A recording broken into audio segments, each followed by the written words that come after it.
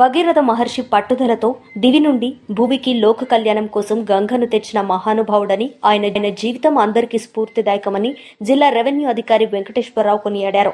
ఆదివారం భగీరథ మహర్షి జయంతి సందర్భంగా జిల్లా కలెక్టర్ కార్యాలయ సమావేశ మందిరంలో భగీరథ మహర్షి చిత్రపటానికి పూలమాలలు వేసి ఘనంగా నివాళులర్పించారు.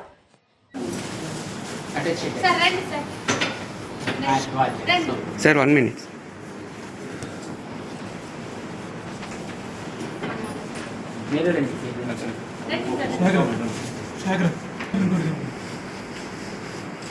చరాలు కొన్నాను సార్.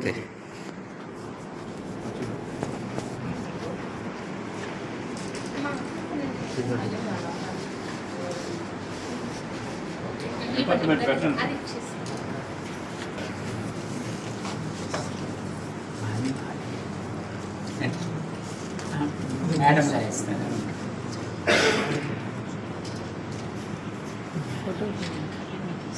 సార్ కొద్దిగా ఇలా చూడండి సార్.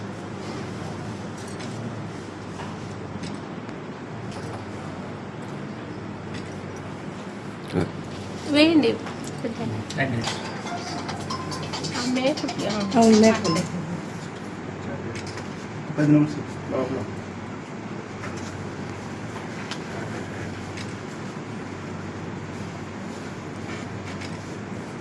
మీరు ఎలా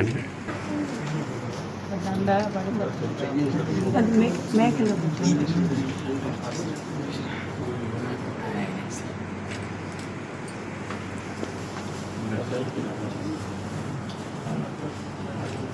వైస్ ప్రెసిడెంట్ అమ్మా, ఈ సెక్రటరీ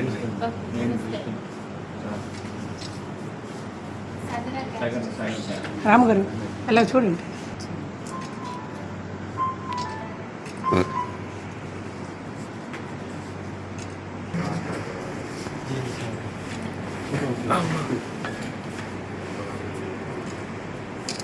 ఇలా మీరు వెనక్కి వస్తే పడతారండి.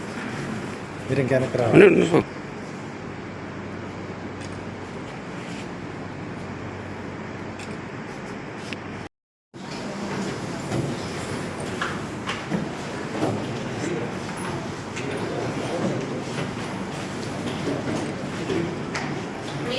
ముఖ్య అతిథిగా విచ్చేసినటువంటి గౌరవ డిఆర్ఓ గారికి, ఏఓ గారికి మరియు అసిస్టెంట్ బీసీ వెల్ఫేర్ ఆఫీసర్కి, కుల సంఘ నాయకులకు మరియు సభ్యులకు, మా బీసీ వెల్ఫేర్ డిపార్ట్మెంట్ ఫెస్టివల్ గా ప్రతి జిల్లా కార్యాలయంలో కలెక్టరేట్లో గౌరవంగా గౌరవించుకోవడానికి ఒక జీవోను ఇవ్వడం జరిగింది. ఆ జీవో ప్రాతిపదికన ఈ రోజు మన కలెక్టరేట్ లో గౌరవ కలెక్టర్ గారి అనుమతితో ఈ రోజు ఈ కార్యక్రమాన్ని నిర్వహించడం జరిగింది. భగీరథుని గురించి చెప్పాలంటే ఆయన చాలా పట్టుదల కలిగిన వ్యక్తి. ఏదైనా ఒక కార్యాన్ని ప్రారంభిస్తే ఎన్ని ఆటంకాలు వచ్చినా దాన్ని మధ్యలో ఆపేయకుండా పూర్తి చేసి ఆ ఫలితాన్ని తర్వాత తరాల వాళ్ళు కూడా చెప్పుకునేలాగా భగీరథులు ఆయన ఒక ప్రయత్నం చేశారు. వారి తాత ముత్తాతలకు జరిగినటువంటి శాప విముక్తిని కలిగించడానికి ఆయన ఘోరమైన తపస్సుని చేసి శివుణ్ణి మెప్పించి శివుని గంగా తల్లిని ప్రసన్నం చేసుకుని ఆమె భూమి మీదకి వచ్చేటప్పుడు ఆ వేగాన్ని నియంత్రించడానికి శివుడు జటాదోటం తప్ప మరి ఏది కూడా ఆ వేగాన్ని నియంత్రించలేదని మళ్ళీ శివునికి తపస్సు చేసి శివుని ఆయన అనుమతిని కూడా తీసుకొని ఆ గంగా ప్రవాహాన్ని భూమి మీదకి తెచ్చేటప్పుడు మళ్ళీ ఆ గంగా ఒక పాయ జిగ్ను మహర్షి ఆశ్రమంలో ధ్వంసం చేసినప్పుడు ఆ జిగ్ను మహర్షి ఆ గంగా ప్రవాహాన్ని నోటిలో బంధించినప్పుడు మళ్ళీ ఆ జిగ్ను మహర్షిని ప్రసన్నం చేసుకోవడానికి తపస్సు చేసి ఆయన అనుమతితో జాహ్నవి పేరు మీదుగా ఆమె భూమి మీదకి ప్రవహించి పవిత్రమైన జలంగా సగర కుమారులు అందరికీ కూడా ఆ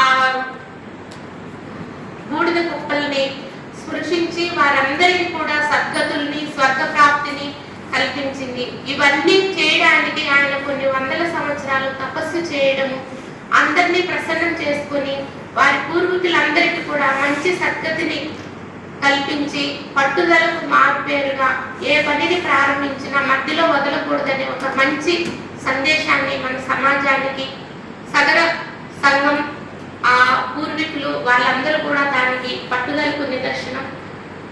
ఇప్పుడు వారి వంశస్థులైనటువంటి సగర కులకు సంబంధించిన వాళ్ళు భగీరథుని గురించి మాట్లాడవలసిందిగా నాకు ఈ అవకాశం ఇచ్చిన ముఖ్య అతిథిగా విచ్చేసినటువంటి ఈ రోజు మాకు ప్రత్యేకించి ఒక చట్టసభల్లో మాకు ఒక జీవుని తయారు చేసి మేమంటూ ఉన్నాము మీకు అన్నదానగా అన్నట్టు చేసినటువంటి ప్రభుత్వానికి, అలాగే ఈరోజు రాష్ట్ర పండుగగా జరిపించుకొని చెప్పినటువంటి ఆఫీసర్స్కి అందరికి కూడా మరొకసారి పేరు పేరున అభినందనలు తెలుపుకుంటున్నాం.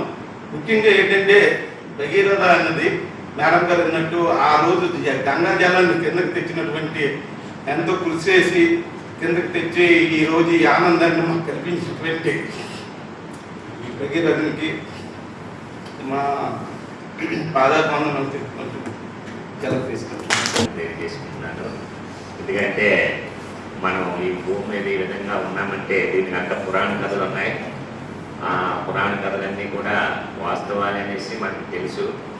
అయితే ఇటువంటి కార్యక్రమాలు మనం చేసుకోవడం వల్ల మన భారతీయ సంస్కృతి ఎంత గొప్పదో అనేది మనకి తెలియజేయ కాకుండా ఆ పెద్దలు ఆచరించినటువంటి ఆ విధానాలు, వాళ్ళ యొక్క కృషి, పట్టుదల ఇవన్నీ కూడా మనం ఇలాంటి ఈ ఉత్సవాల ద్వారా అంటే భగీరథ జయంతి కానీ ఇలాంటివి జరుపుకోవడం ద్వారా మరి మన భారతీయ సాంప్రదాయ యొక్క విలువల్ని తెలియజేయడమే కాకుండా మనం అతను మనకి ఎంత ఆదర్శవంతుడిగా ఉన్నాడనేది, అదేవిధంగా వారు మన కులానికి సంబంధించిన వారు అనేది కూడా తెలియటం, వాళ్ళందరూ కూడా గర్వం ఫీల్ అవ్వడం కూడా మనకు ఒక ఆనందాన్ని ఇస్తుంది. నిజంగా గంగాదేవి మనకి ఈ భూమి మీదకి రాని పక్షంలో మన ఉత్తర భారతదేశం కానివ్వండి, మరి ఇతర రాష్ట్రాలు కానివ్వండి, భారీ పంటలు లేకుండా, పంటలు అది లేకుండా ఇబ్బంది ఉండే పరిస్థితి ఉండేది. అదంతా కూడా ఇలాంటి మహానుభావుల కృషి వల్ల మనం సుభిక్షంగా ఉన్నామంటే వారి కారణం, వారి ధన్యవాదాలు తెలియజేసుకుంటూ వారు మన దేశానికి ఇచ్చినటువంటి సందేశాన్ని కూడా మనం పాటిస్తూ మనం అందరికీ మంచి చేసుకుంటూ ముందుకు వెళ్ళాలని కోరుకుంటూ ఈ కార్యక్రమానికి హాజరైనటువంటి ప్రతి ఒక్కరికి ధన్యవాదాలు తెలియజేసుకుంటూ సెలవు.